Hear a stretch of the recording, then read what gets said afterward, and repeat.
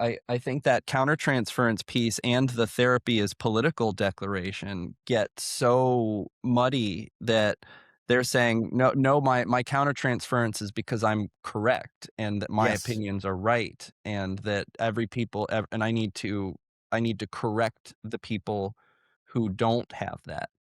And that is not useful. At the end of the day, it is about our patients, not about our beliefs or our political orientations. Welcome to the Reality Therapy Podcast, where the truth will set you free. Welcome to the Reality Therapy Podcast. I'm Ryan Rogers. I am joined today by a phenomenal group of men. We've got Jonathan Cogburn, Dr. Patrick Lockwood, and Dr. Edward Perrin. And we're going to talk about a new direction for the therapy profession. And with that, I'm going to kick it over to Dr. Perrin for some vision. Well, I appreciate you singling me out, but as I said, I've really been inspired by you gentlemen, Ryan with your podcast, Jonathan with his diplomatic inspiration. Or his diplomatic conversation.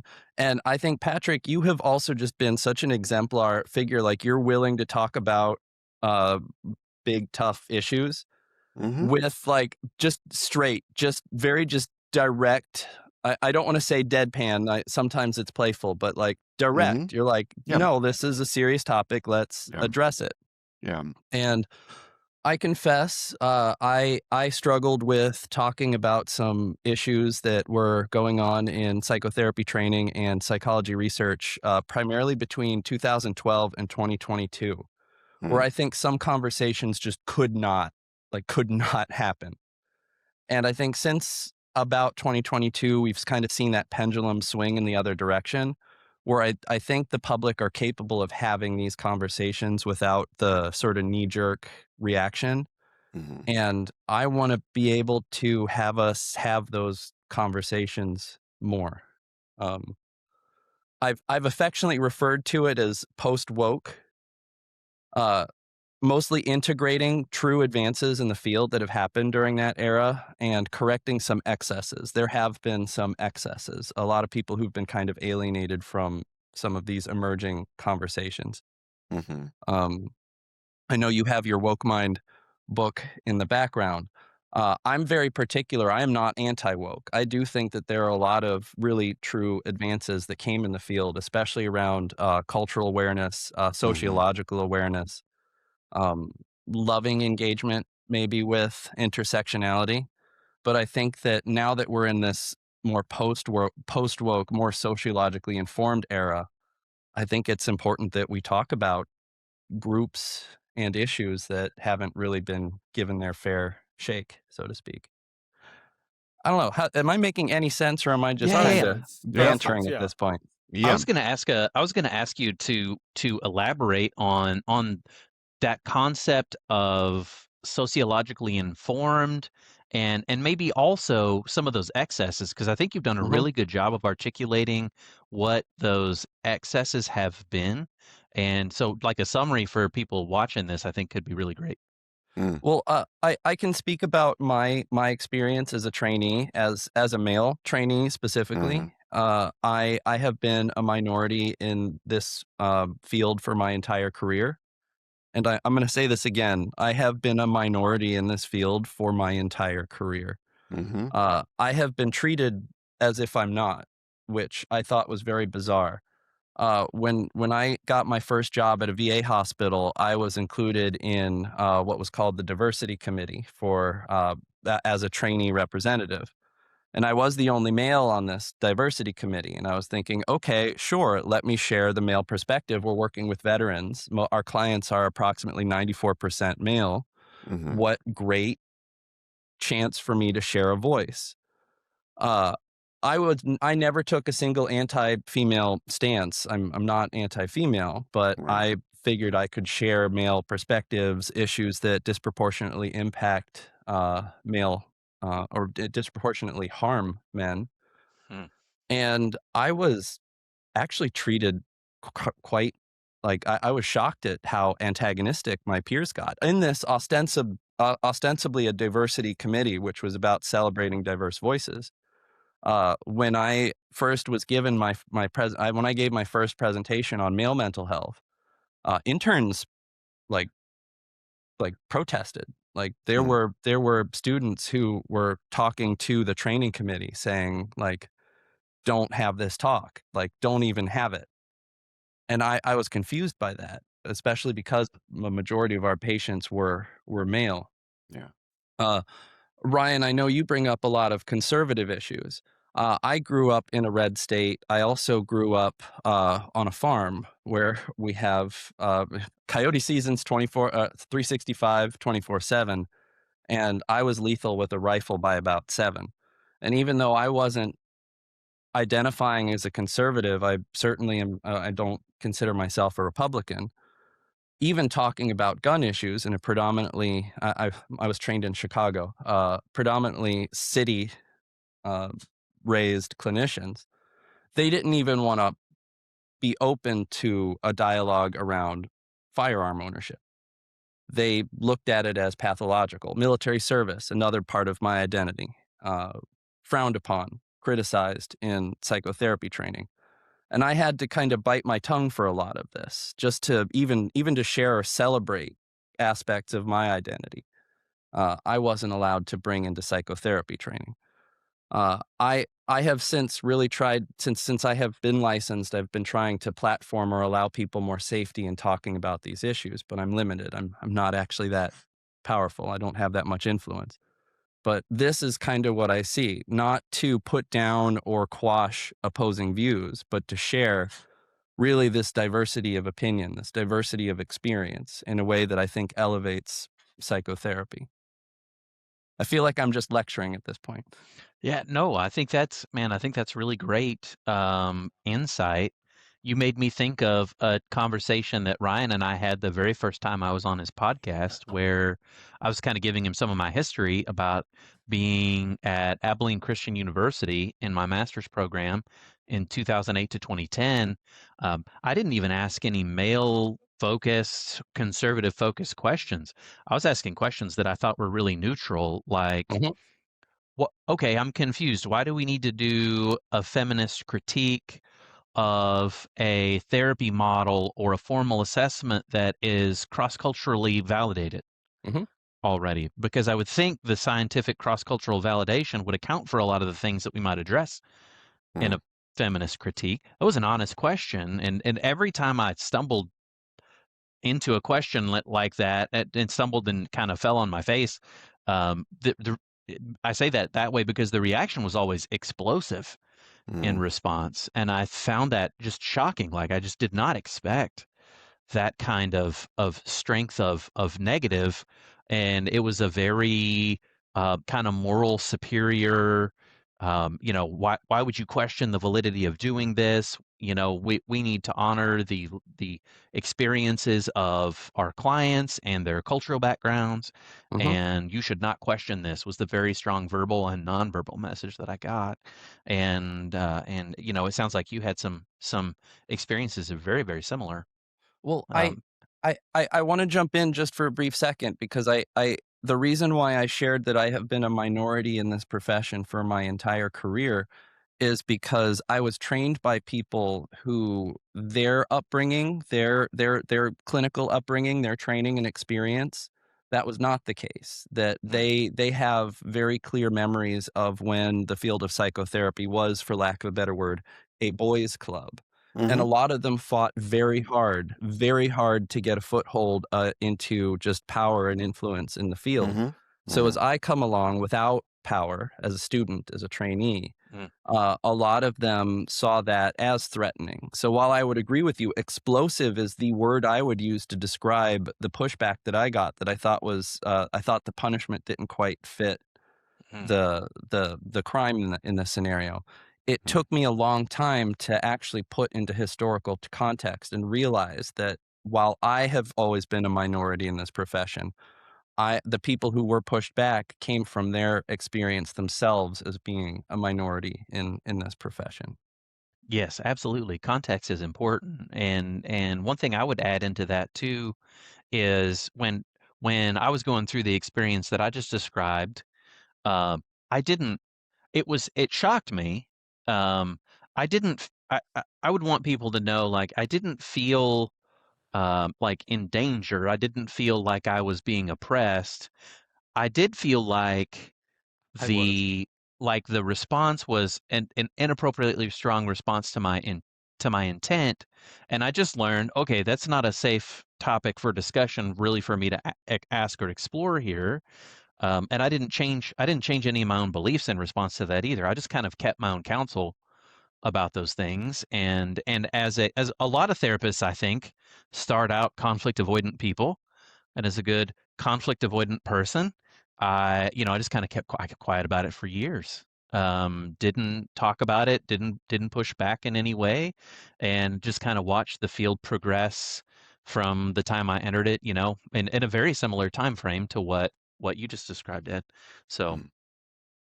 I am not conflict avoidant. For all of my flaws, that is, well, that could be argued in either direction, whether it's a right. strength or a weakness. But it put me on the chopping block twice, where I was kicked up into administration, and thankfully, my cohort came to bat for me, professors came to bat for me, people in Mhm. leadership came to bat for me. I've had patients come to bat for me.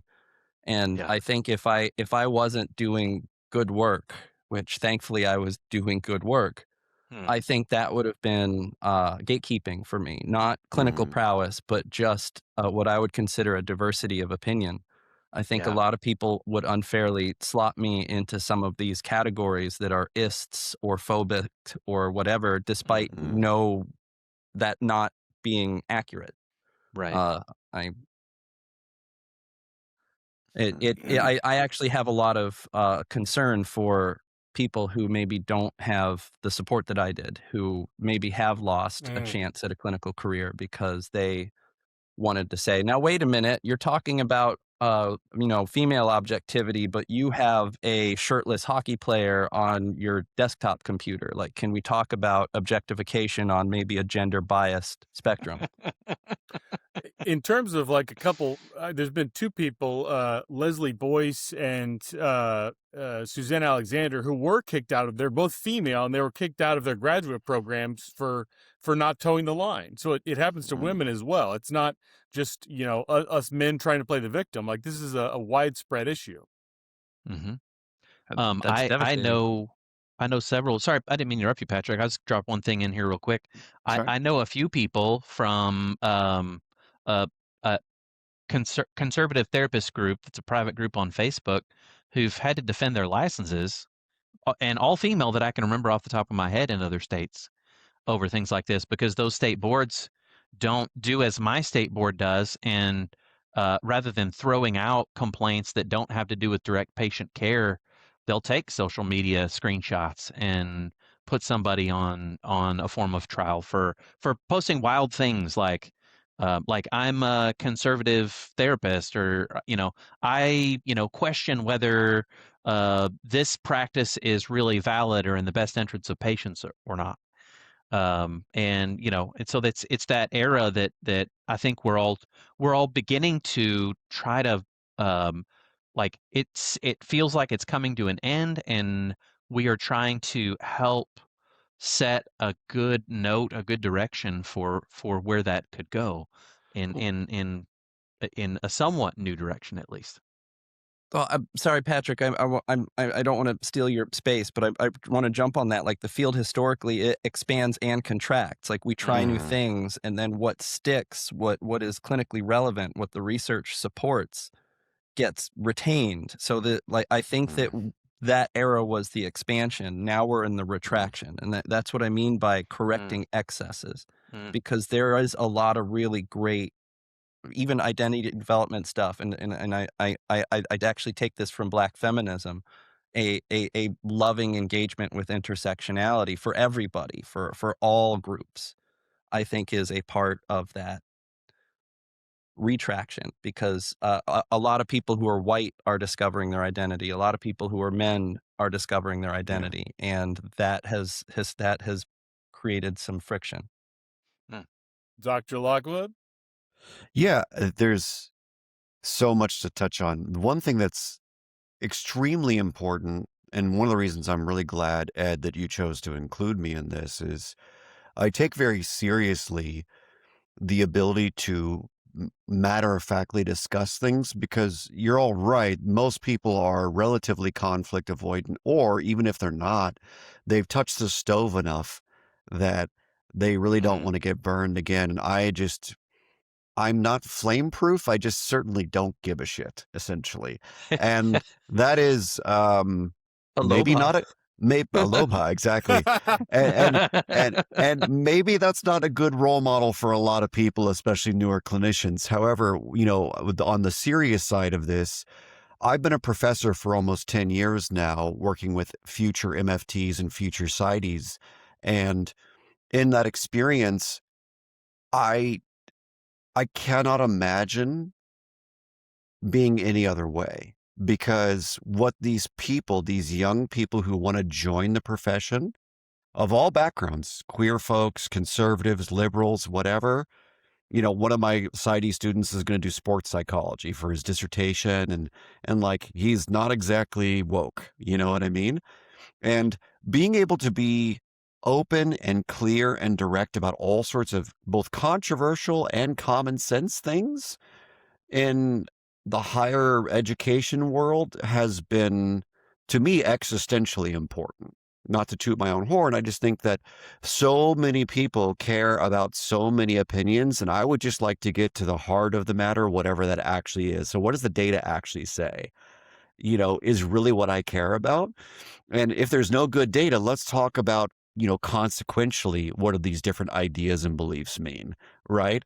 And having that attitude that's very practical, as Dr. Perrin said about me, is made everyone better in the university, right? I definitely got pushback for some of the things I've said over the last decade, but you know, they keep hiring me. For some reason, I have yet to be fired, even though I can criticize everything woke and everything anti woke in front of a class of students, you know?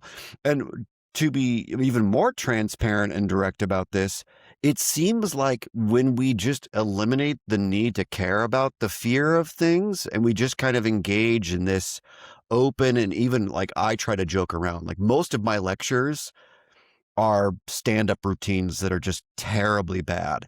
And having fun and trying to engage about important topics with fun appears to be what keeps people coming back and wanting me to be hired and things like that. I'm statistically literate, but I also can joke around about things. And so it seems to me that my quasi-cavalier or aloha approach to things is what allows me to just navigate any topic, and maybe I have a bit of a get out of jail free card being in the LGBT world. I don't know, but I certainly don't play that up in any way that I'm aware of, at least. So, for me, I think this post woke idea is extremely important because it's where I've tried to live for most of my career so far. And it only makes life better for people. So I want to support whatever you're trying to do because I see it work for my grad students and my supervisees. So why can't we mainstream this idea where we integrate culture and sociology as it's actually relevant, you know, and also not care about it where it's not relevant, you know? So I wanted to push back on something you said, Dr. Perrin. Obviously, I'm very anti-woke, if you couldn't tell, if I haven't made that apparent yet.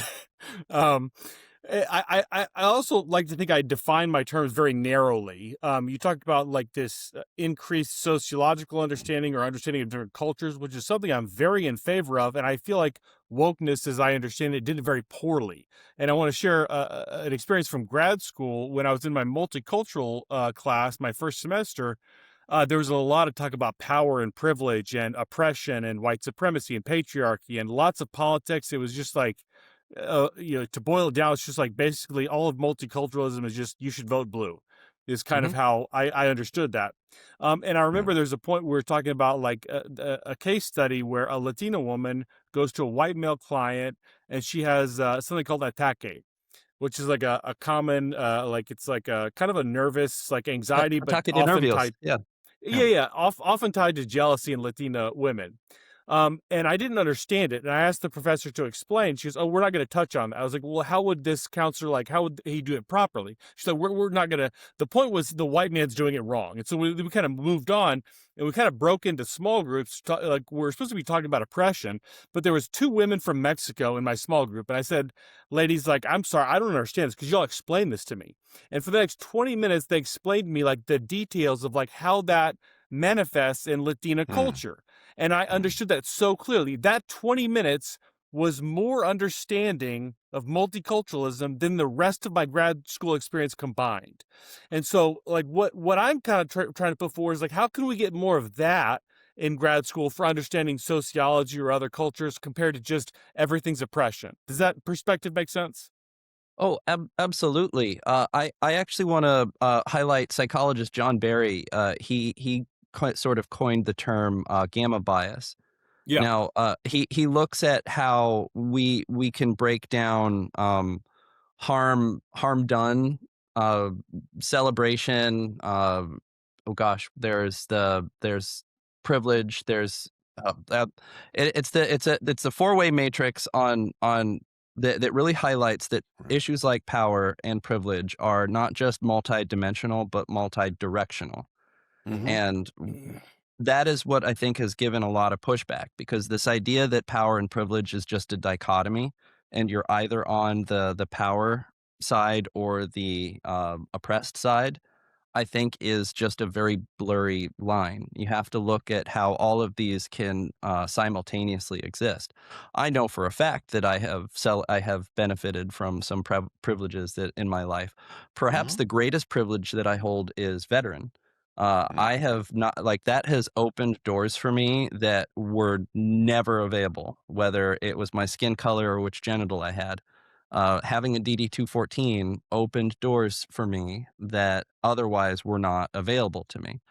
Uh, that is actually very hard for a lot of people to wrap their head around, because they Mm, presume that my privilege comes from more observable characteristics, not my life experience or other identities that I might hold. But yeah, I think the best way to look at it is to realize that it is multidimensional and multidirectional, and the more I think people can hold that, can hold both, Mm, I think the more we can have nuanced and helpful conversations, even in yeah. clinical training. Hey, yeah. Which. I'm just gonna be Dr. Perrin's Jamie over here for a second, Thank you. and highlight. So gamma bias highlights male privilege and perpetration, and Perpetration, that was the word I was looking for. tends to minimize or erase celebration or victimhood. Thank you. Hmm. Uh, yeah, harm done, perpetration. I Right. do think Yes. that that is very heavily focused. Even when I was taking there are some diversity requirements for a PhD or for for licensure as a psychologist. Hmm. And when when I was going through my diversity coursework, harm done was perhaps the only conversation about masculinity. Hmm. There's another emerging field, which I think is discriminating against people of European descent. Hmm. White skin, which is just an evolutionary advantage of for people who have lived above 30 to 40 degrees away from the equator. That's it. And yet people have created an entire field, like a subspecialty of psychology, that uses the word um, decolonizing, Yeah. Hmm. decolonial, and it is not talking about other groups that invade or have colonized, not of Asian descent, not of African descent, not of Arab descent. Yeah. Again, cultures that expand, fight, colonize, etc. It is weirdly focused on European values and Mm, European ethnic heritage.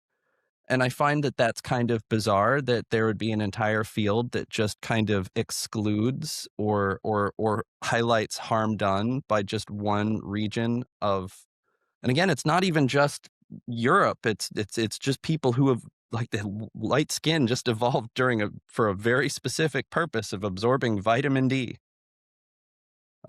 I feel like the harm. I feel like this is probably one of the most dangerous directions in the American Psychological Association. I believe the current president of the APA is very strongly promoting decolonial psychology and really promoting that word decolonization. And I think the other word, BIPOC, Yeah. which Yeah.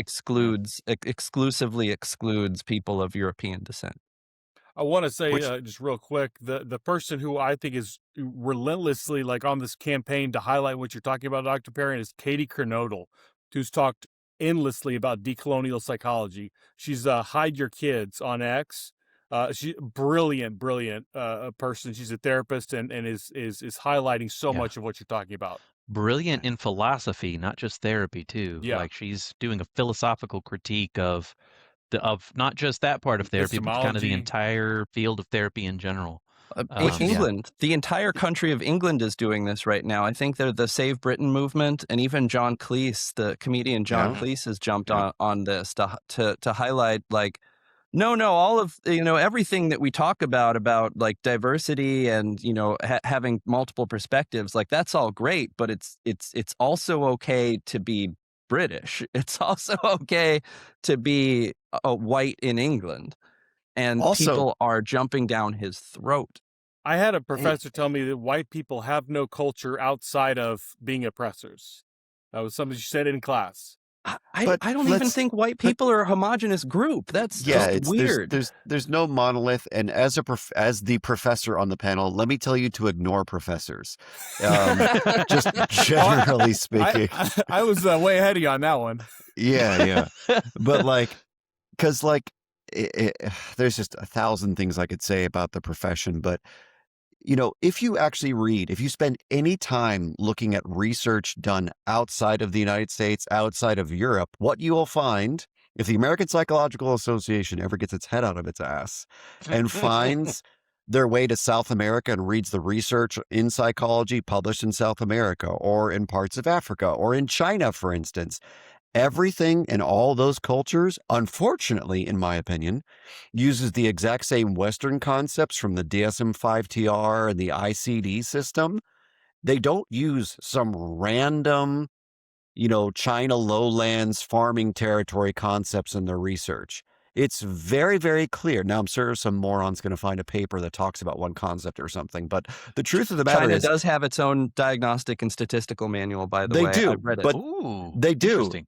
However, most of their clinical psych research uses our concepts from Western cultures. And so, like, if you look at mainstream academic psychology in most major cities in China, Japan, South America, things like that, which are more westernized in many ways, they still use mostly Western concepts, so to speak. And so, to me, the problem is not with the APA caring about decolonization. The problem is that our concepts are trendy. And these medical systems and these academic systems only care about what's trendy. They don't care about ideas. They care about authority, which is such bad science. So I care about the fact that these administrations that run these universities are just cowards who refuse to actually do critical thinking, including the APA.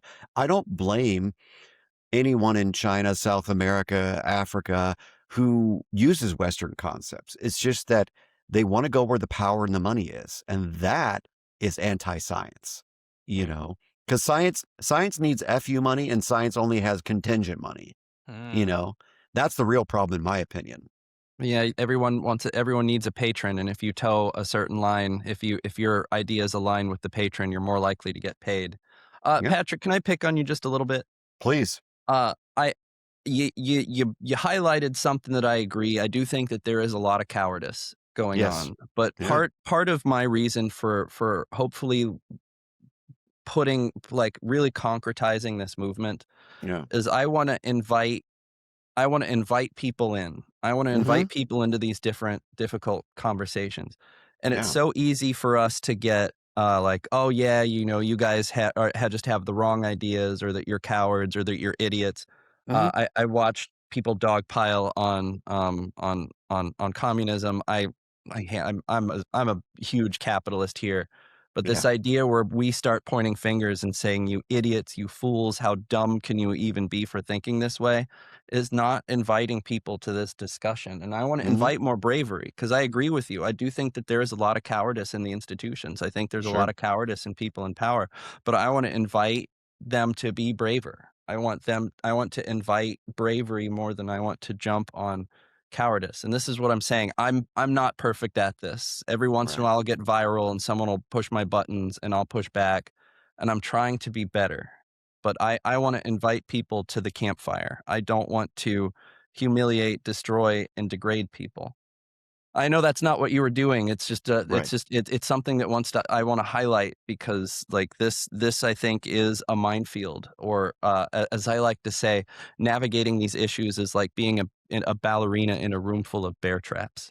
Sure. I would even go a step further actually about what you're saying. I think that the only viable solution, in my opinion, like that has longevity to it, is if all of us pitch in no matter what we think, in my opinion. Right. And that's the spirit I try to have as a professor. Why I have plenty of colleagues who are very different than me sociologically. However, we get along just fine because I think they have some interesting stuff to say. And I know they do a really good job role modeling their principles and doing basic science well. So I have zero complaints about their politics, their personal life, or anything like that. I don't care about that because they do the job correctly. And so for me, it's the exact same thing on Twitter. It's the Mhm. exact same thing on YouTube.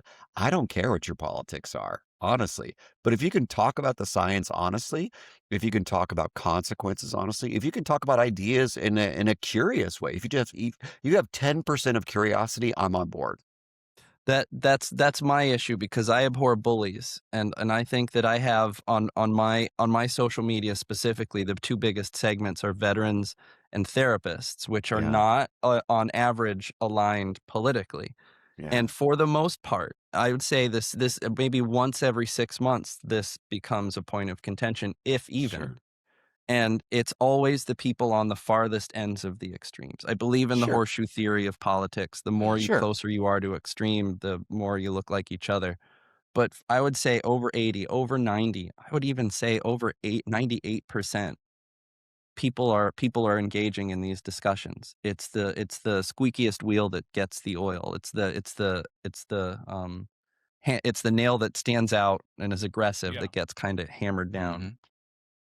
So one of the reasons I am like gung ho fired up about what we're talking about here today is the way that you help a couple who's stuck in an intense dialectic is to help them create a third way out of polarization. And that I feel is really the spirit of what we're talking about here. Mhm. That we're trying to help people grab onto idea, philosophy, scheme, whatever term you want to use, schema that are useful and helpful, and retain those as part of their belief system, part of their identity, while being able to step out of this dialectic and co-create a third way. And what I know from years of marital therapy is you, in order to get change to occur, if I want change to occur, I have to adopt the stance, or at least be willing to try to adopt the stance that I would hold if change were to occur on both sides of the system. Mm. So if I want a dialectic to go away, I have to stop acting like a dialectic is there essentially and step into a stance with other people where for me in that moment in time that dialectic doesn't exist, and I am simply talking about what Jonathan believes to be important in this situation, and I'm letting the if there's any animosity or intensity coming at me that's really coming from the dialectic, maybe more than it is from the other person, I'm just letting that go by, and I'm trying to keep my eyes and my mind focused on what are the most central key issues to this. And when we do that, I feel like we're really honoring the spirit of people who I consider to be really great teachers, like Steve DeShazer, who said, "Problem talk generates problems. Solution talk generates solutions."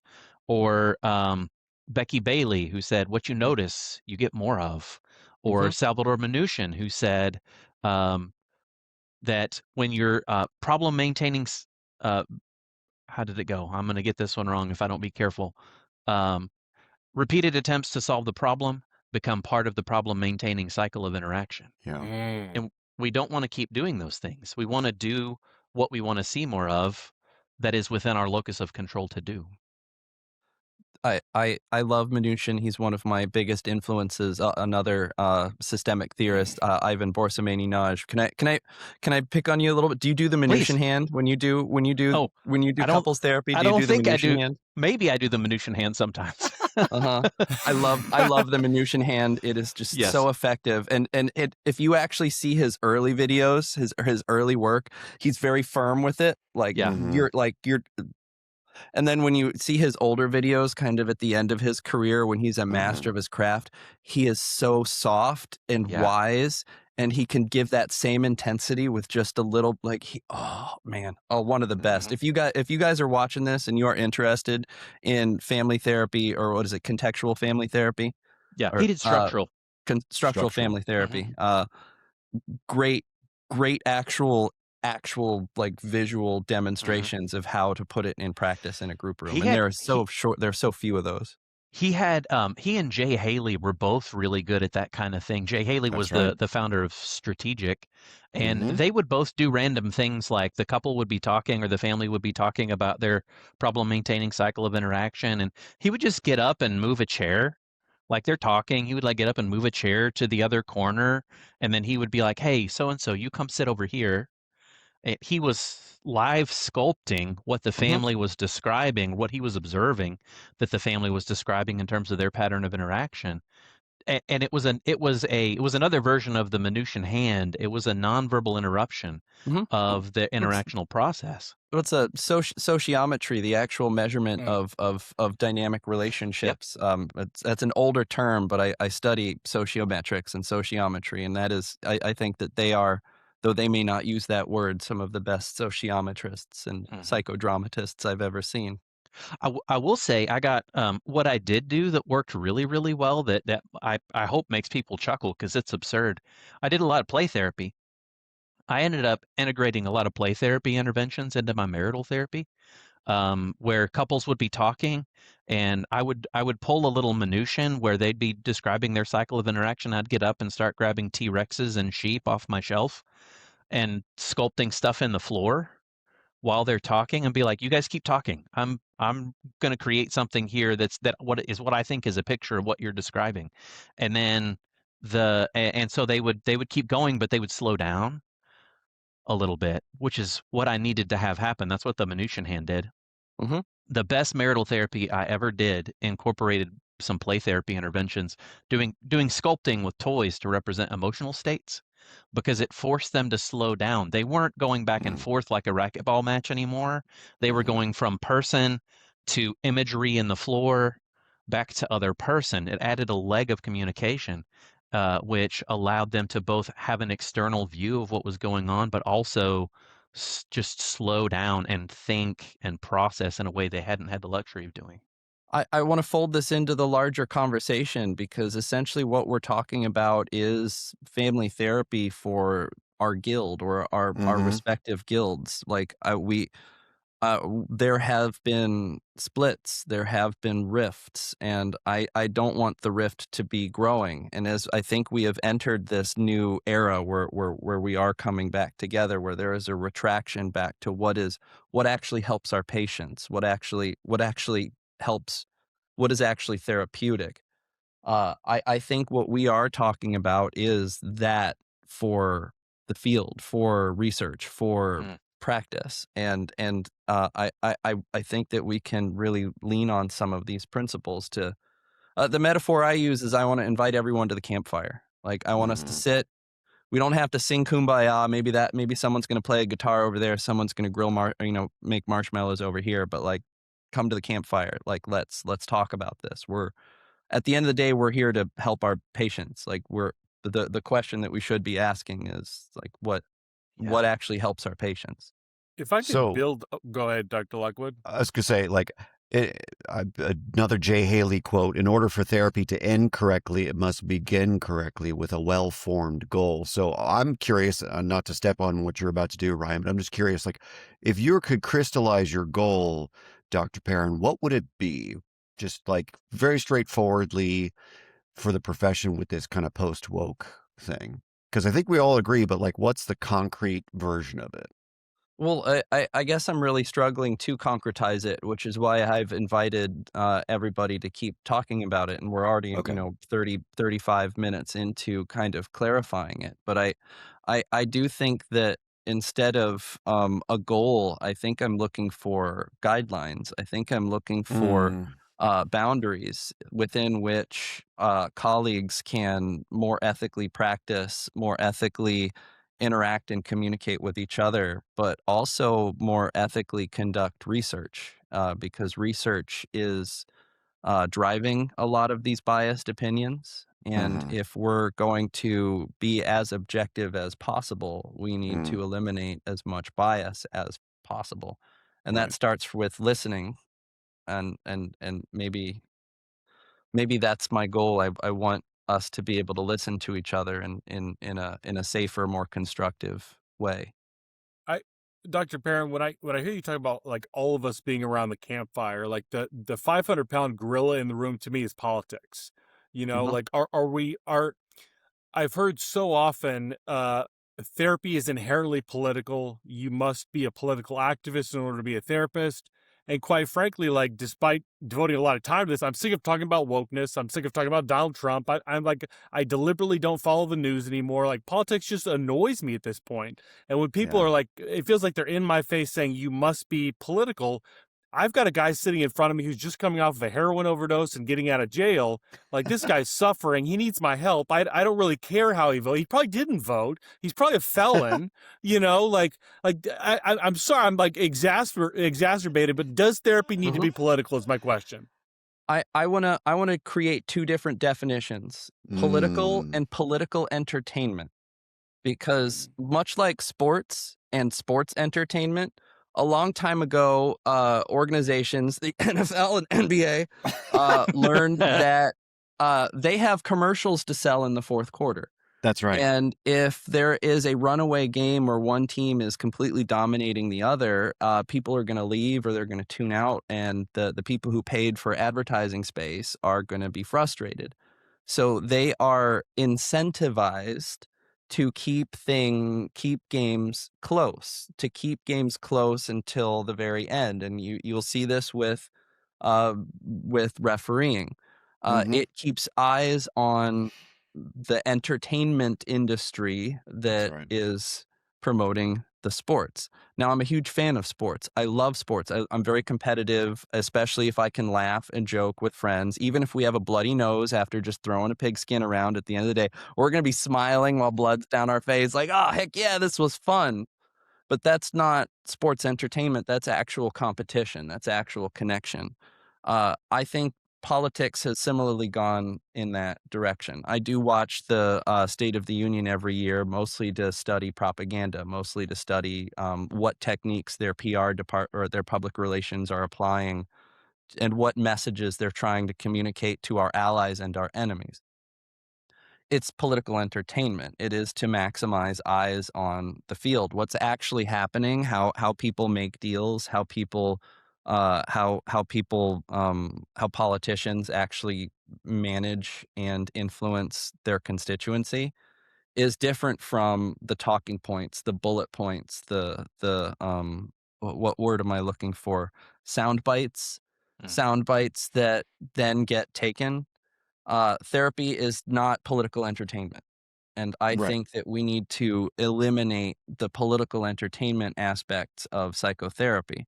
But the part that is political is that we do work together. There are laws, there are requirements, there are kind of goals and guidelines, and we all have to get along. But not that does not fit in a left right or Republican Democrat paradigm. That politics is a human politic. mm, I I hope I made sense with that. Yeah.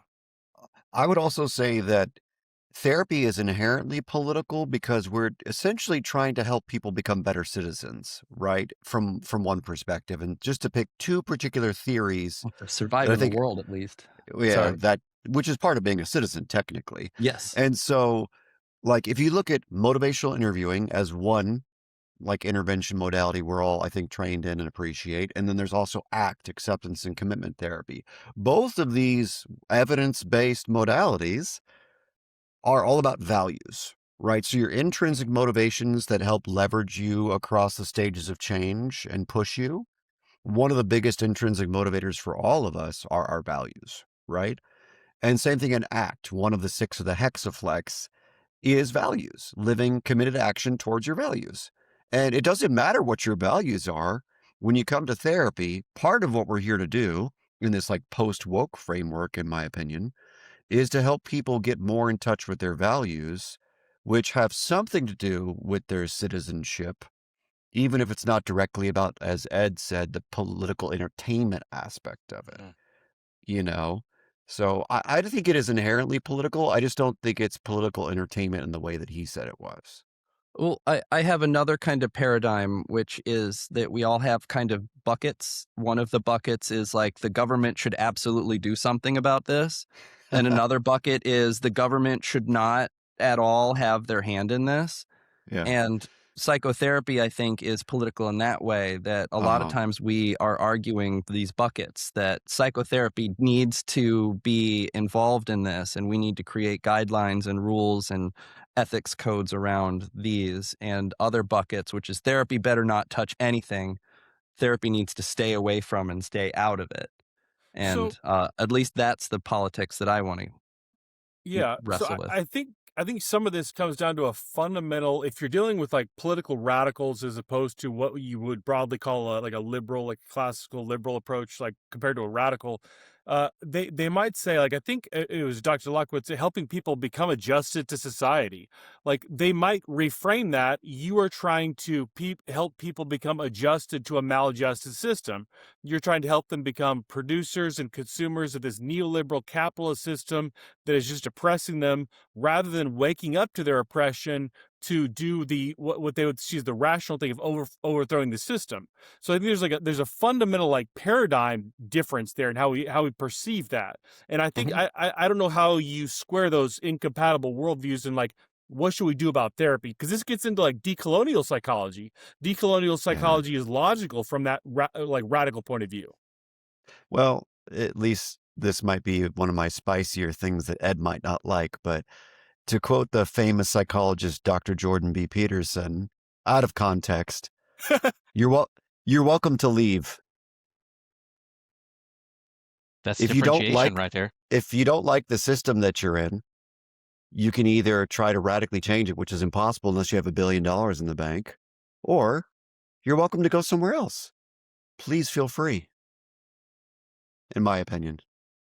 I I actually was writing down a Jung quote, so I smiled because I don't always have the highest opinion of Dr. Jung, but Neither do I. what other great Jungian out there than Jordan B. Peterson? Uh, Yeah. I actually had a conversation with one of my professors in grad school who was a Jungian, and Mhm. he used the term the Jungian term that a therapist is a midwife to the soul, Mm.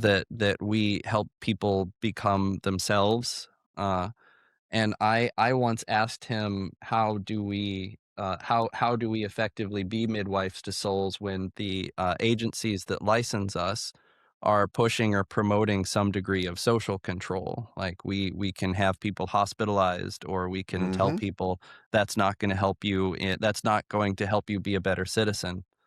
And he responded 3 words: agitate, agitate, agitate. Nice. Nice. Uh, I have been very particular with my words when I have typically a male graduate student saying, "I'm experiencing this." Mhm. People don't hear the male perspective, or they're Yeah. just, dumping on masculinity and things that I really admire or like about my male identity. what do I do? And I say, keep your head down until you get licensed. You're powerless. You Mm. don't have power Mm. right now. Mhm. Focus on doing good work. And when you are licensed, then you can start talking about these issues, because you will very likely risk being gatekept by people who have more power than you. Right. Yeah, Yeah. and we would rather have you in the field, contributing to the field with your beliefs intact and contributing to that ideological diversity at the campfire. I'm going to throw in a summary term for y'all that's a Jonathan Haidt term from The Coddling of the American Mind. He used the term common humanity identity politics.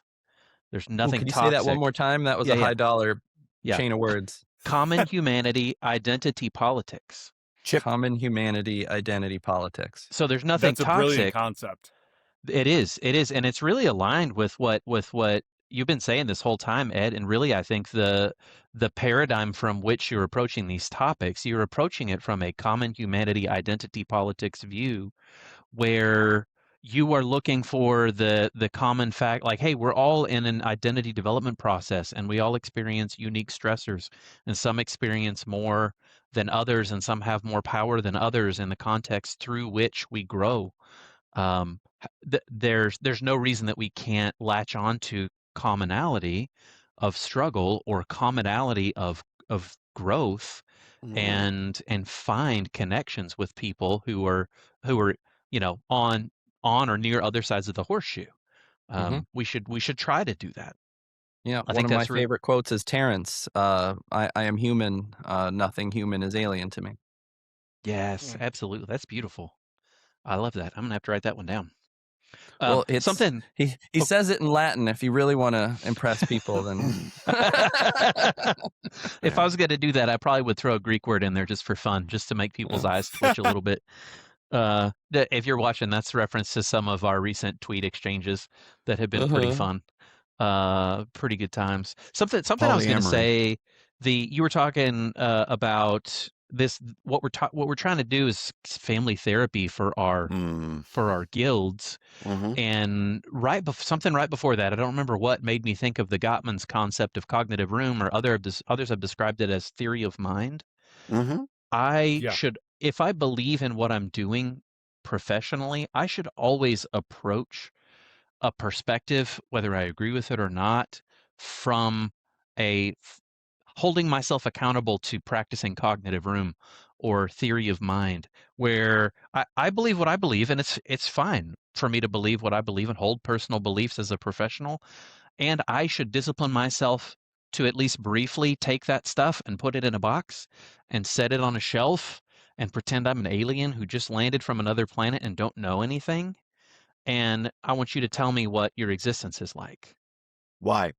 Tell me why you should. You keep using the word should. So tell Yes. me where that Oh, don't should imperative on comes from. yourself. I will should You all gotta over quit shitting myself on all yourself. day long. You I should say my pants. I should. That, don't worry. If I get up and run, it's fine. I'm fine. Nobody panic. I'll try to get the camera off. Um, no, I'm saying that because I believe that cognitive room is an important concept for healthy relationships. I have bought into that at every level professionally. I have helped couples attain that over and over again.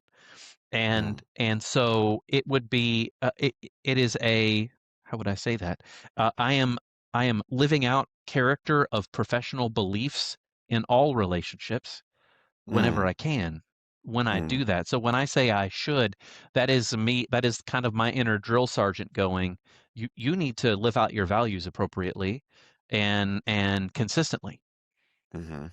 That'd be why. And the other reason why it's an important value for me is it is relationally functional.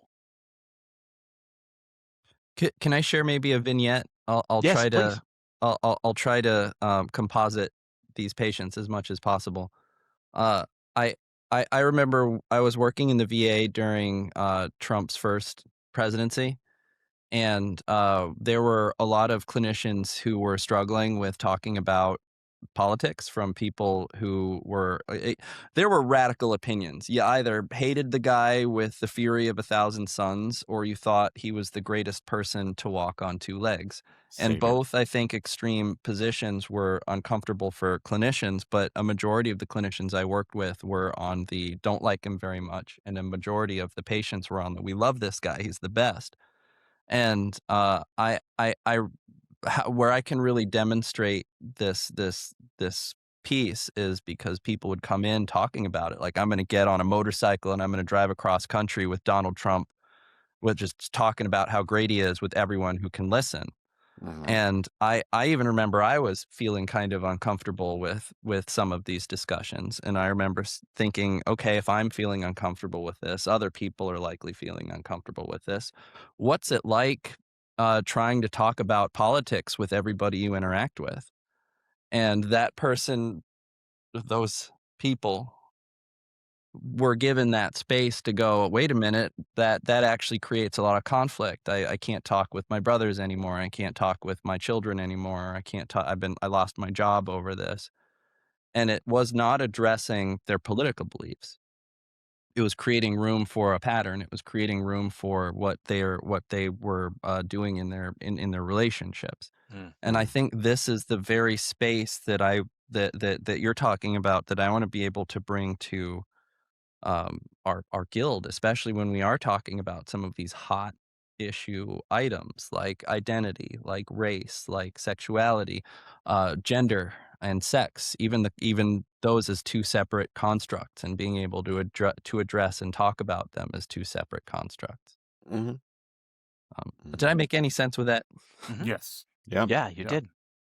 You did. Well, and as you were talking about that, it was interesting because my brain went into family therapist mode with those clients and going, I think the a clinically appropriate something that's all would have always been clinically appropriate to do with somebody saying that, whether you disagree with them or agree with them politically, would be to go, well, why is this person or this movement so attractive to you? What is it that Hmm. draws you so powerfully to this that makes you say you'd want to ride all the way across the country with that person? Hmm. And to get into the depth of what there's go back to what Patrick was saying earlier. There is a character motivation that is Hmm. driving that person's interest in this, and you can discuss the virtue they feel like they're embodying Hmm. by pursuing that movement, regardless of how bombastic the movement's leader is or how controversial it is. That's a totally appropriate avenue, and we should be able to do that on both sides of that dialectic as professionals. Oh, forgive me for using some psychoanalytic language here, but this is also like a key component of countertransference work, and That's and a right. lot of people are not. I'm actually concerned that people are not teaching countertransference anymore, because if you have a pulse and you're in a room with your patient, you're going to have Yep. countertransference. That's And right. to be able to bring that either to your own supervision or to your own therapy, to have that just not spill into the work as much as possible, I think is a clinical necessity, or at least a professional necessity, because these conversations, whether that we're aligned with them and we're going, hell yeah, that's the right opinion about the right politician, or going, hey, I like that politician, like, knock it off. How, what you're saying is actually pathological because I disagree with your politics. Yeah. Like, we need to nip that in the bud. And I give this advice to students as much as I give to people who are just gonna have Thanksgiving dinner or Christmas dinner with their family, is that you can always, or very often, you can agree with the value that's underneath an opinion, Mm. even if you Hmm. can't agree with their idea on how to reach it. In Correct. politics, it's usually safety or freedom on a continuum. And if Mhm. somebody's making very bold claims, sometimes they're saying, I want to be more free to do things, that I want to be more free to use my strengths. Or someone saying we need to be safer, or we need to, Hmm. protect the most vulnerable. And we can always, or very often, connect with the values that's underneath it, even if their plan, even if they're saying let's round them all up, and oh well, I'm wondering what is the value that's underneath that. And it at least creates more space to have a conversation around a dinner table. It would certainly create more space to put the mirror on the patient when they're bringing these issues into the therapy room. Hmm. Hmm. I think I mean, I'm really glad to hear you say that because that's literally the drum that I beat at my university all the time. I'm the lone psychodynamic person there, basically, despite all I've said about MI and ACT so far. It's they just hired a young person who's good at psychodynamic, but I've been the person there for such a long time. So every class we talk about countertransference. Every signature assignment we talk about your part, your bias, your beliefs, your lived experience, your countertransference that makes you have the feelings you have Mhm. about this person when you're conceptualizing a patient.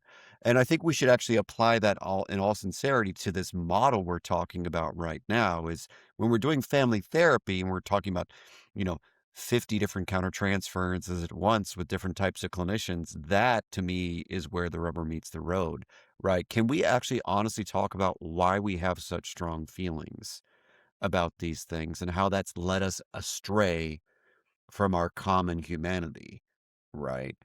Mhm. And that I think is that's the big problem. All of our daddy issues and mommy issues has literally brought us to the point where we hate each other, which is absurd.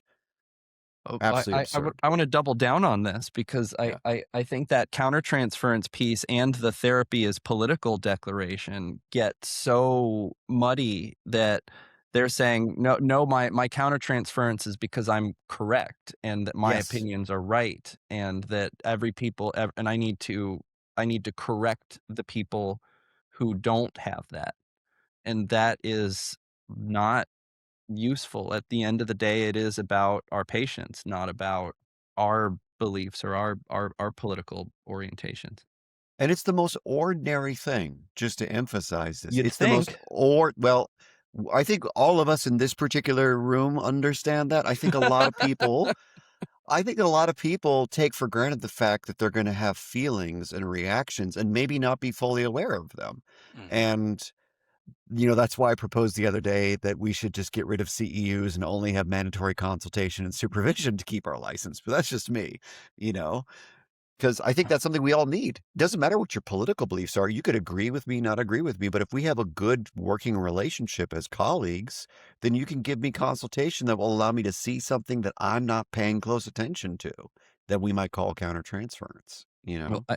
I think I support that position, but probably for different reasons than you do. Mm. I read so many like it's my hobby. I read a lot, and I do have consultation. I do have a training supervisor, and I learned so much from that. And then Yeah. every time that biannual license thing comes up, I go, "Oh, time to do 24 Yeah. hours of Pezzy presentations in Yeah. 4 hours." Yeah. And it's never I'm never going, "Oh, this is such an engaging thing." I'll No, it's go to not edifying. conferences, I'll go to Yeah. trainings, but it'll Yeah. always be it's always though those are never the things Yeah. that really push the needle, that That's actually right. help me be a more competent clinician. That's right. Yeah. Yeah. Yeah. Something that was occurring to me in the back of my mind earlier is this idea, we've alluded to the idea of how do we engage people in discussion in any kind of public forum on this topic. And I think that'd be a good thing for us to mention. I was telling y'all about like my personal ethic about cognitive room.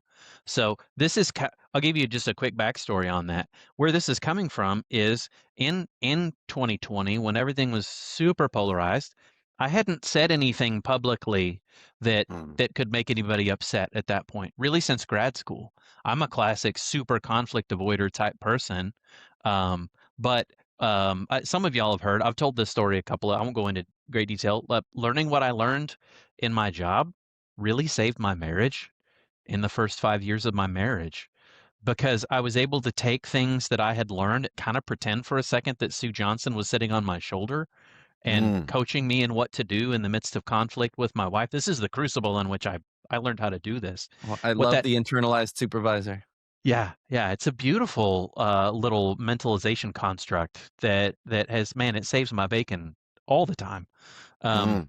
Yeah, it's huge. mine's one of my supervisors. His name was Dr. Eisenberg. He's probably not gonna watch this, but if you do, he's the guy on my shoulder because warmth was not his clinical strength. And Yeah. so whenever Mm. I realize, "Wait, am I being warm? Am I being soft? Mhm. What actually clinically needs to be done? He's always on my Mhm. shoulder going, "Don't do that!" Rolling up a newspaper and like swatting me in the nose. Pop you on the back of the head. That's beautiful. Mhm. Sorry, I So didn't mean to interrupt. I just no, I no. you reminded me of one of the people who strongly shaped my S career. Side note on that, I would encourage you to send him the link to this conversation because I did something similar with Dr. Milholland, who I was talking about earlier, and man, he really appreciated it. Mm. Getting to hear what his teaching, like how that has grown in my head that Yeah. otherwise he wouldn't know of. He's just narcissistic enough to appreciate it, but I have a feeling that he would come back and going, "Why are you messaging me? What do you need? Like, what is even the purpose of this? I don't wanna be roped into something that I don't wanna completely agree with." That's funny. Well, he could have some reservations. I don't know. Oh, I great don't. great man, one of my biggest influences. I love that we put stuff like that out where people can see and hear it too. Mhm. And that seems to be a pretty universal experience among so many of us. So, Going. oh, Oh, go ahead. I was gonna say, can I keep going along Yeah. for a minute? So Yeah. so where I learned this is in the crucible of this stuff saving my own relationships.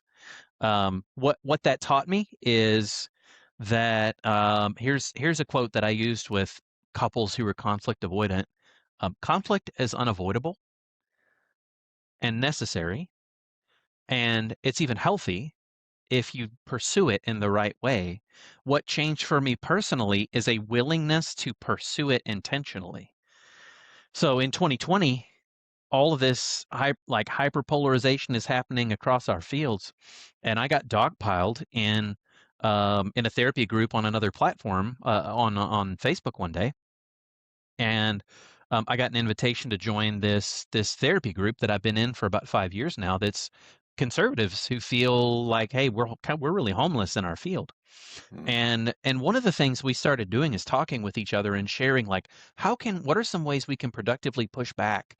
Because we feel like our fields are in this place because nobody said anything for 5 years or 10 years or 20 years to raise caution or to encourage people to think twice about the directions that the fields were heading. And we feel like we're the ones who are in a position to do that. And so we started kind of working together to form good debate arguments, thought processes. But we kind of couched it in these very relationally functional ways where, well, my goal is not to go into this thread and just drop a bomb. It's to go into this thread and ask a question that encourages people to reconsider. And the person I'm talking to is probably not going to reconsider what they believe. Maybe, though, two or three people who were kind of apolitical or kind of on the fence might observe that discussion and might gain something beneficial from it.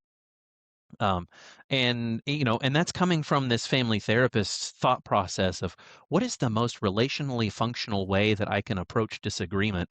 I need to seek disagreement because if I don't seek disagreement, there is still conflict. The conflict is just in me, and I'm bearing full responsibility and full weight of the conflict while the other person is living happy and free in whatever they believe and not realizing the negative impact that their statements or their behavior is having on me. So it's a very loving thing to do to pursue conflict and let that person know, hey, this is concerning me. I feel uncomfortable when the discussion goes this way or that way. And so then the conflict can't be shared. And a third way can't be cultivated unless that occurs. And so that is the thought process that led me away from being a conflict avoidant person to being what I would say is like a selective conflict seeker. I have a response from comedy as a scientific discipline, but Okay. I wanna invite other people if they have feedback before I give mine. S- Sorry s- to sound like a therapist. One one thing that's been sticking How out in my dare you? mind as Jonathan's been talking is this idea of conflict being important. And I think to Ed's point about making sure that it's not bullying and we don't get caught up in any spirit of being disagreeable for the sake of being disagreeable and not including people at the campfire. One thing that's been showing up in my mind is our buddy Carol Vegscheide Cruz, who had these 6 family roles, right? The hero, the lost child, all these different things. And Mm, so I think something that is worth considering, even metaphorically at least, is that, as we choose to invite people to the campfire, that we are going to see different types of people that serve different roles in the system. Because if you remember, Carol's theory was that people play these different roles in order to not only adjust to a system that's not working well, but also mhm, to keep the conflict manageable. And so I think something that everyone can be considering as we're talking, if you find this conversation useful, is that there are different types of characters in our profession and they all serve a different purpose. In fact, prior to you showing up, Ed, we were talking about one of our other good friends who is very much a character in many ways, who is not currently in this conversation, but he's a great guy. However, he serves a very different role that destabilizes the system to some degree. And I think that creating space and honoring the fact that we all have different roles is important Mhm. because not everyone should be the hero and not everyone should be the identified patient, so to speak, right? And I think it's really important to let people be whatever they are. Some people really are lost children, and there's actually not much we have to do other than just keep reminding them that they can come to the party. You Mhm. mhm. know, I don't think we have to change them into some hero. Like Carol never said that in her Yes. Sure. original book or papers. It was just a question of like, can we allow the system to function more optimally so that these roles become less necessary to survive in the system? Not that the roles disappear. If you're talking about who I think you're talking about, it's somebody who I wanted to invite to sort of be an officer in this movement. But if we were to create very clear guidelines for people to be removed from the group and maybe even an option for them to come back in after they've maybe crossed lines or broken rules of the group, I'm actually afraid that we're going to lose that officer as he's going to come Yes. out and come back in and Yes. get out and come back in for this Yeah. for this very same reason. Love them to death.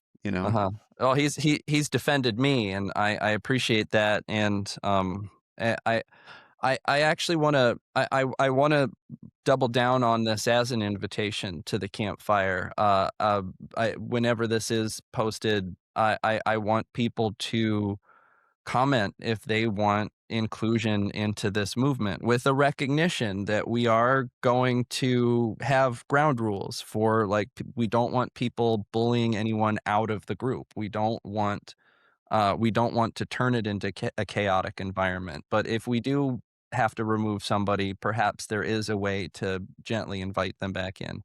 We're working on that. We're still kind of in conversation about it, but I want to invite this movement. I want to invite as many people into it. Yeah. Well, Um, and it would be consistent to invite anybody into it, regardless of ideological backgrounds. We're talking about a common humanity core identity within our group. I've been in enough DM groups to I've watched enough DM groups explode and cannibalize themselves, and Yes. the ground rules are explicit aren't to punish the individual, but to maintain the integrity of a very sensitive environment. hmm Yeah, Sorry, I didn't mean to absolutely. interrupt you. No, no, no interruption at all. And I wholeheartedly agree with that. Predictable, consistent, routine, rules, and boundaries are preconditions to relational health in a system. Say that 10 times fast. Dang. I don't know if I could repeat that right off the top of my head. That was a So little bit many of Bruce Perry and a little bit of probably Salvador Minuchin souped together in my head that just poured out. There's Well, I a go ahead. oh, no, please. There's a line from Alcoholics Anonymous that's resonating with me right now, and Patrick, you'll be familiar with this, and that is, we have no opinion on outside issues. Where it's like if a couple people from AA are hanging out at a coffee shop, we can talk about religion, politics, sports, whatever. But while we're here in this clubhouse, our focus is on helping people get sober from alcohol, right? And That's I right. think that's like a useful paradigm. Like, That's right. you're free to have like political or whatever kind of views like outside of this, but like within, when we're talking about therapy, like we have very specific ideals that we're pursuing, very specific goals and guidelines. Mhm. So should we create a 12 traditions of the campfire? That's easier than 95. I've been trying to update my 95 and rewrite them, and it is a lot. 12 is a much more manageable one. I'm for Yes, we that. already have a good template that we can borrow. So Yeah, Yes. yeah. yeah. Well, First step's admitting you have a problem. Well, that's not those are the first steps, step not is the admitting that you traditions. have a political approach, or you Mm. have political beliefs. Yeah. I wanna take a page from comedy as a scientific discipline. I'm a lifelong fan of comedy. I've studied comedy academically. I've practiced comedy very poorly. I'm bad at stand up. Uh, the only reasons I'm licensed is because I have not been able to make money telling jokes. Um, Be a professor. It's fine. yeah, that'll be my stage. Uh, that's probably why I like group psychotherapy very much. I can I Yeah. can I can use comedy theory, but Yeah. the there the big term is elicitation. That you Mm. want to elicit often an emotional response that Hmm. challenges wide or deeply held beliefs, even if it's like mundane, even if it's something like hot pockets or or you get very big issues like gender identity that Yeah. people like only like master comedians can approach, that Yeah. elicits a transformative experience in the audience, and it's hard to do the larger the room is, but the primary method is provocation. You provoke Mm. to elicit.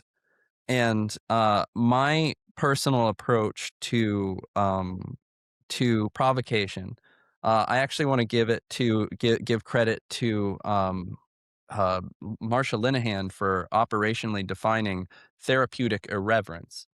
But irreverence is jokes, essentially. Like, we can make a joke about something and it will provoke, it will elicit, and very often an explosive emotional reaction.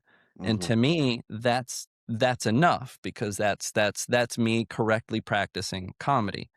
But if we are in service to dialogue, if we are in service to coming together and having a conversation, at least after the provocation, at least after the elicitation, when there is that emotional response, to slide away from irreverence, maybe and to focus a little bit more on just being direct.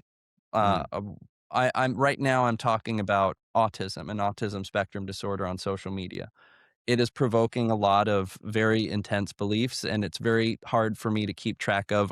It's impossible for me to know anyone's individual story, but I'm very aware that clinicians, especially if you're getting a new therapist or a new assessor, or you're getting, a new intake, that some people with autism have had to defend their autism. People with ADHD having to defend or lose their medication until they get another assessment, and they have to repeat their same stories over and over again. That when I'm having a conversation about de-diagnosis, uh, people will be up in arms as if I am every therapist who's ever done that. And it would be very easy for me to continue my irreverence, continue my provocation, and keep eliciting that emotional response. But that doesn't serve a goal, not a goal of self reflection, and certainly not a goal of unity. So I Mm. think once the provocation has happened, once the elicitation has happened, it's very important to just maintain sort of that level head that I think Patrick really brings to the table, and just focus on declarative statements like, Yeah. this is a problem, or I have seen this. This is a Mm. common thing that's happening. Not going, you fool, you Mhm. dope, you sweet summer child, swaddle, you babe, swaddled in the coat of ignorance, or whatever the Yeah. phrase is. Yeah. But to just start being like, I actually have a position that I will draw a line and just say, this is a statement of fact, or at least a Hmm. statement of opinion, and to just stay on that. And every time I've done that, I have seen that intensity shrink, and they Mm. respond with their direct line, and Hmm. it's rarely incorrect. It's very often this is in support of people like me, this is a problem that we all share. And Mm, very rarely is that incompatible with the message. I right. find that approach, at least after the provocation, or at least after the elicitation, Yeah. to be as level and firm and direct, even if you just have to repeat your stance over and over again. Yeah.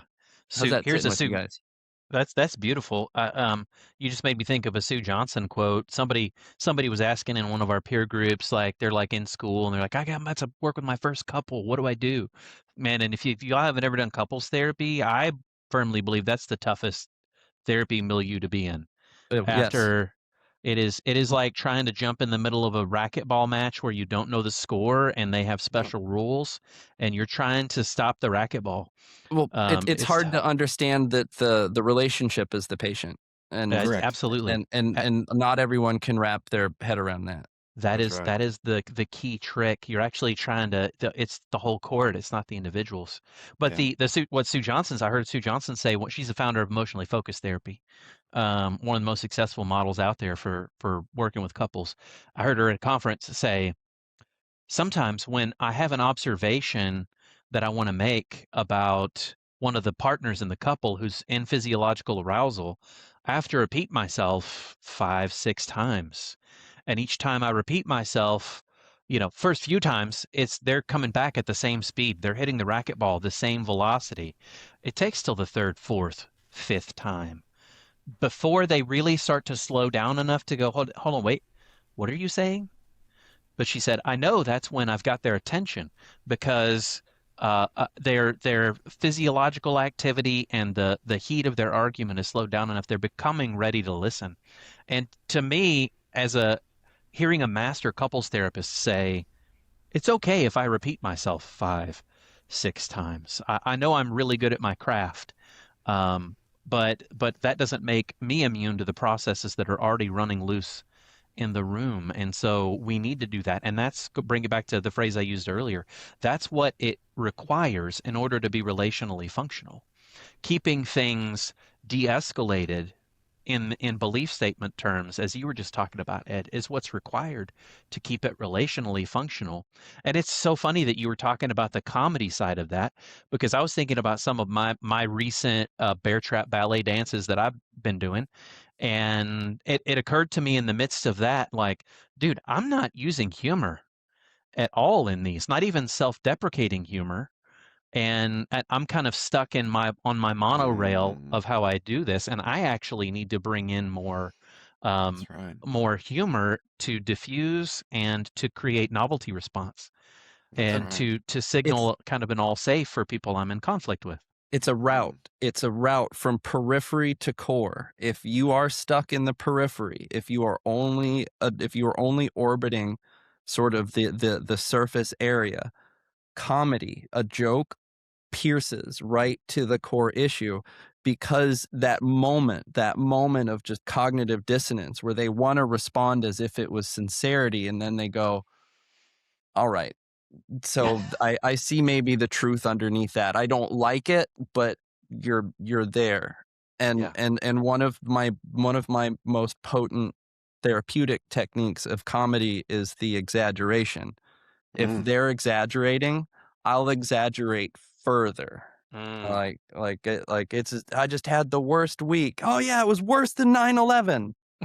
And and just being able to elevate it even further, they unconsciously, or at least subconsciously, start correcting themselves before they even respond. They're like, "All right, mm, I know that was a joke. Okay, it was still a really bad week." And that gets closer to an issue at hand. But I really think that I think I said this on an earlier show of yours, Ryan, but I think comedians understand timing better than most therapists. Oh, for sure. Because even that repetition piece, my own therapist he's more a classically trained psychoanalyst. He does not poke or probe. He will wait. He will wait maybe too long, which is part of the process, and I have to wrestle with the frustration of him waiting too long. look at him. Look at him squirm. But Yeah. but but when he finally does say something, it cracks. It goes right through layers and layers and layers of armor. Like he's tracking derivatives for months before he says it. I'm not patient enough for that. I will poke until we get there, because I'll do the readjustments. If my hypothesis is wrong, they'll tell me, I'll redirect. If my hypothesis is wrong, they'll tell me, I'll redirect. And humor is one of my favorite routes to get, again, from that periphery to the core. Oh, I need to teach a comedy and psychotherapy class. That'll be my CEU. That'll be the one that maybe Patrick will be like, all right, fine, I'll take that continuing education I class. love the idea. Let's do it. Here's a little bonus for people out there on some of the topics that Ed was just talking about. I think I've messaged Ed about some of this, or we've talked about it a little bit. If you're Ericksonian, the term evoke is, I think, the same phenomenological parallel. It's the same concept as elicitation. And evocation is a classic Ericksonian intervention strategy where you're trying to draw out a particular emotional response. And side note on that is Jeff Zeig, who runs the Evolution of Psychotherapy Conference, Milton Erickson Foundation, wrote a book called Psychaerobics that was based on his experience of taking an improv class and allowing that to influence his therapy intervention. You're in line with a lot of my training. I think there is an intersection of improv, and it is blanking on his first name, Moreno. He talks about psychodrama and this idea of being able to improvise. That his two words, which I'm Winnicottian, so I really connect with it. Spontaneity and creativity. Being able to yes and fold anything into the greater issue. There is no better training for that than improv. I've gotten more from Second City than I have gotten from some Pezzy CEU presentations on how to actually conduct group psychotherapy through improvising. And that also works in a dyad. That also works in the adu relationship. And no insult to Pezzy, and we are not paid by Pezzy. We all need Pezzy sometimes, though. I actually really like Pezzy. I think that their actual infrastructure is great. I tease more the continuing education. I use them because they are the Kleenex. They are probably the most well recognized brand. I actually do not want to cast any shade on Pezzy itself. Absolutely. And if Pezzy's looking to sponsor, I mean, we could be open to that. Reality therapy would be an excellent vehicle for Pezzy. Yes, agree. That's right. Agree. And Celsius better not sponsor reality therapy before you sponsored on Shrink Me, because there would be some animosity develop in this chat right here if that were to occur. I'm just gonna say. I start to have my patented Celsius belch. He's working on it. Appreciate it. I try to bring up the PlayStation and the Steam Deck as much as possible because I want some video game sponsorship on my That's on my right. channel. Yes. Heck yeah. That is genius. I'm a huge fan of play, spontaneity, and creativity. That's the Winnicottian side. You got to bring play into therapy. You gotta play. Yeah.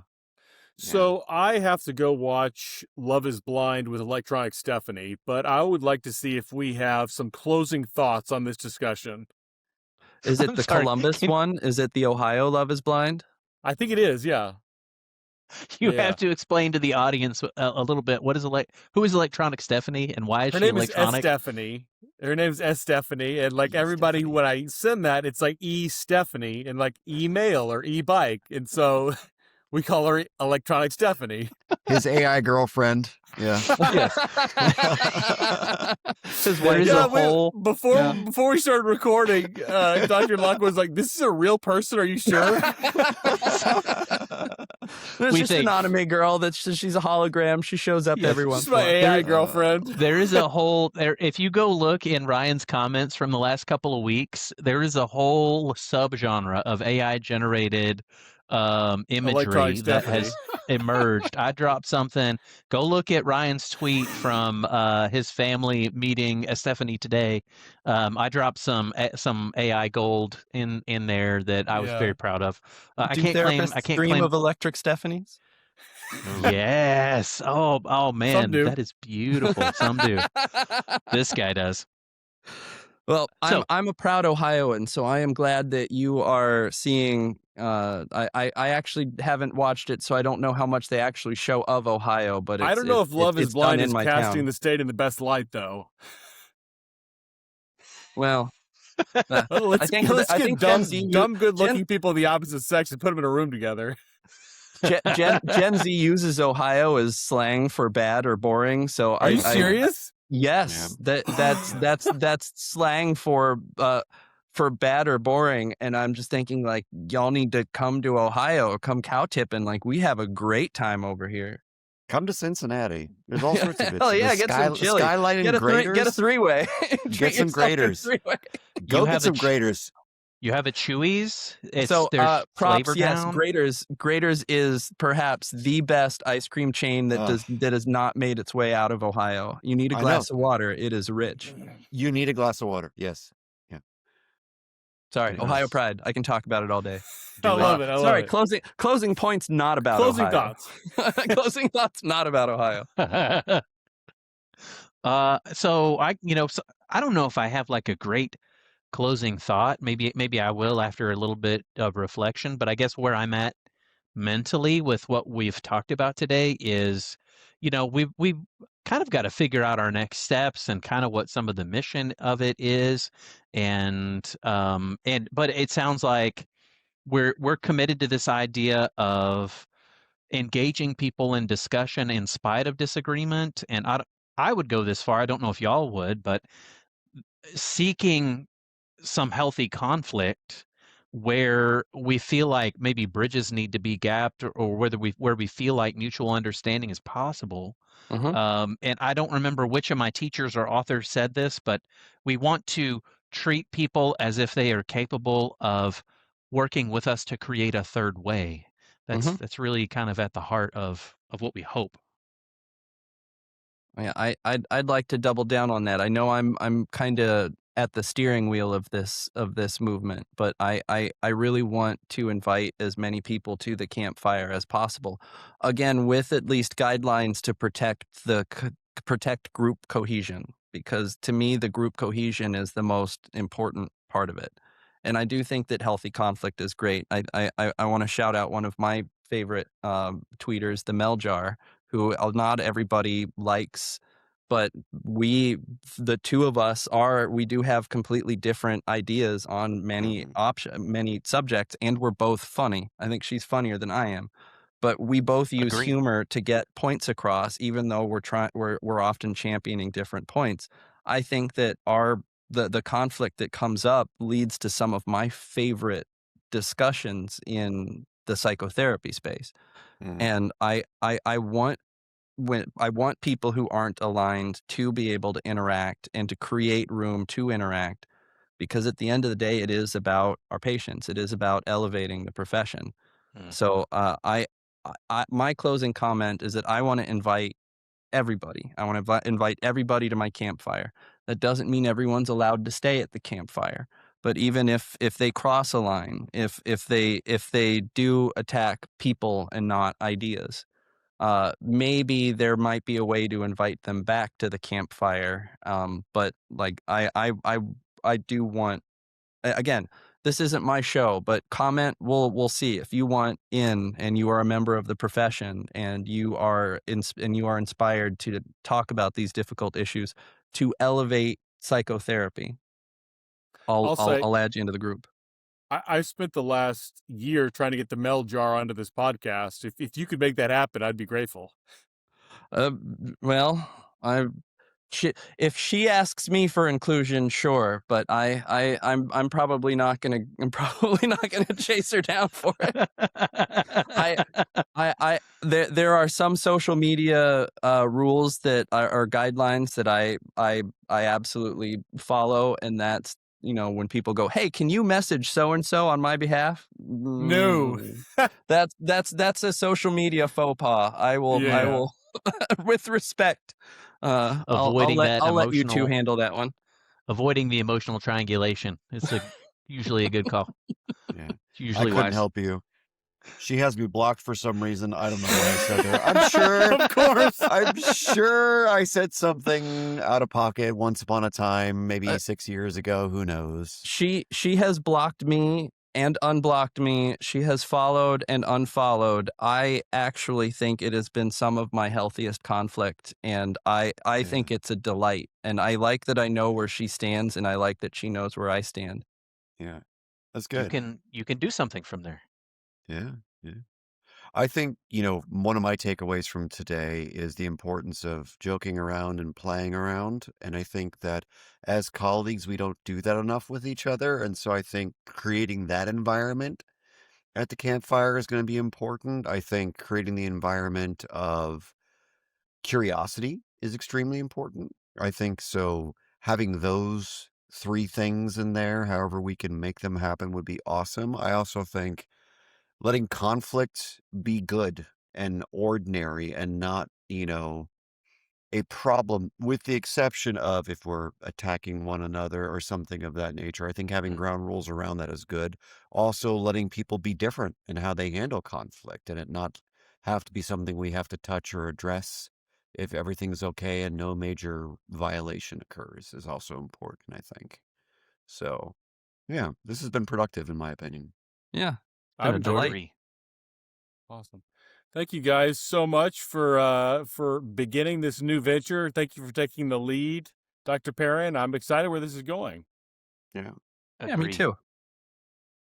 Well, Awesome. I'm really just putting a name to a movement that I think has occurred over the last 2 or 3 years, and I just don't think some of these conversations could happen before. I'm certainly not the one starting them, but I'm hopefully gonna keep well, to maintain my campfire conceit, I'm hoping to fan the flame of it. I want it to Mm-hmm. burn a little bit brighter. Mm-hmm. Completely agree. Absolutely. Awesome. I think encouraging it to like we're grabbing the first surfboards on a wave. Mm. Ooh, I like that. Mm-hmm. It's the wave is there. We just got to Mhm. hop on. Heck Yeah. yeah. Agreed.